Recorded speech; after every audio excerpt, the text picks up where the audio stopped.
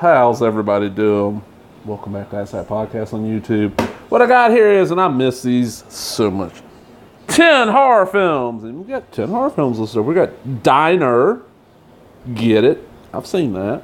Dracula 2000. That's probably the best known film on this pack. Zipperface. The reason I own this pack so far, because I've watched everything on here, but a lot of these have completely faded from my memory. Salvage. Sacred something. Yeah, another kind. That was, I remember that being halfway decent. Behind Your Eyes, Adrift. Wind, yes. And Victim of Beauty. What these are Echo Bridge, baby. You get 2 discs, 10 movies. So it means you're getting 5. Damn, this case is not what I open. You're getting 5 movies per disc. Which means they do, from what I remember, they were using dual layer DVDs. So there's a lot of room for data. But there's some compression. The reason to get this, and I'll go into it first, let's see. Let's start off with Diner, get it. I reviewed this. If you're watching this on my blog, go back. Within the last couple of years, in October, I reviewed this. It's those Kentucky Fried Zombies outside. Outside of the United States. Serial killer out in the desert. That's why I don't know what's known as Kentucky Fried Zombies. The serial killer out in the desert. Breaks into the diner, kills like the cook. Getting ready to leave. A couple comes in, wants something to eat. So he's like, fuck, I'm just going to cook them some food. I might kill them after they eat, or I might just let them leave. The cook starts coming back. Zombies start attacking. They have to fight them off. It's okay. It ain't nothing special. Dracula 2000. That's, Dimension. Dracula's Judas. Yeah, it's okay.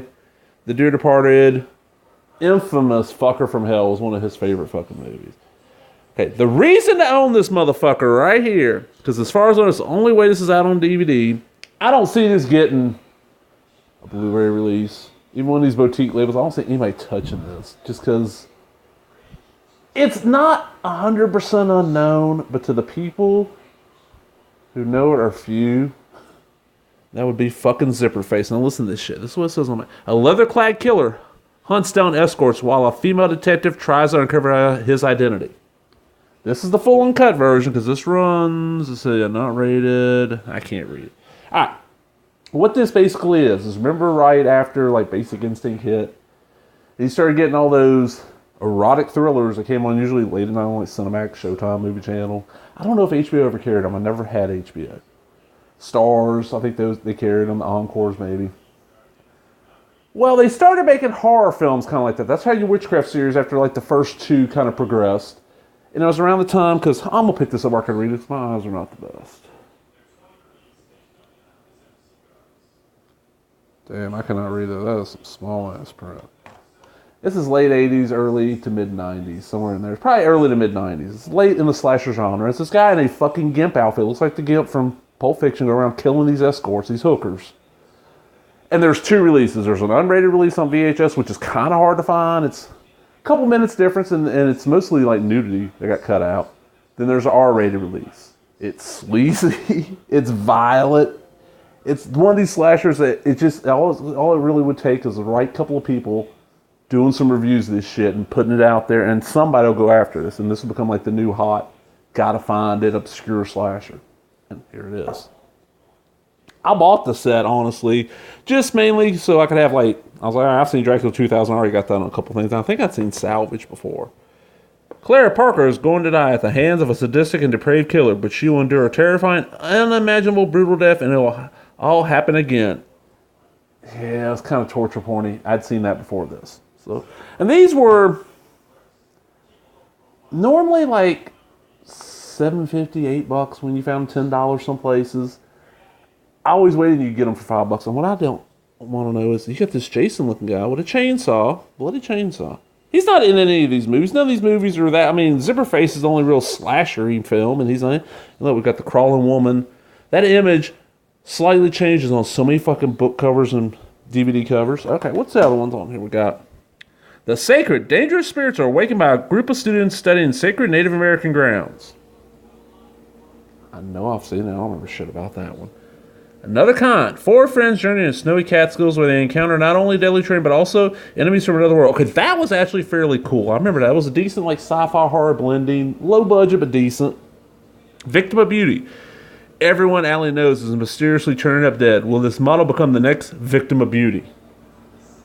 Okay, if that's what I'm remembering, it felt like a slightly or PG-13-ish Lifetime, made for Lifetime movie. The Wind. Claire calls on three friends to help her take care of a pesky boyfriend, but their punishment goes too far when they become overcome by the power of the wind. I don't remember shit about that film. Adrift. When they pick up the survivors of a drifting boat, a couple is held hostage, you see, and forced to fight for their lives. Basically, it's dead calm. This time there's two of them. Sorry again for the burp there. Bound, gagged, and held against her will, Erica falls victim to a family of religious fanatics hell-bent on cleansing the world. That was actually halfway decent. So you got that one. Another con was good. That's two. Zipperface, Dracula. Half of them are worth seeing. I don't know how much these go for now. And like I said, because the Zipperface might be on. There's a couple of 20 packs. That's 4 discs. I've got a couple of those. I just got to find them. And there's a bunch more of these 10 packs. Now the 20 packs were definitely never less than like $10, but 50 cents a movie.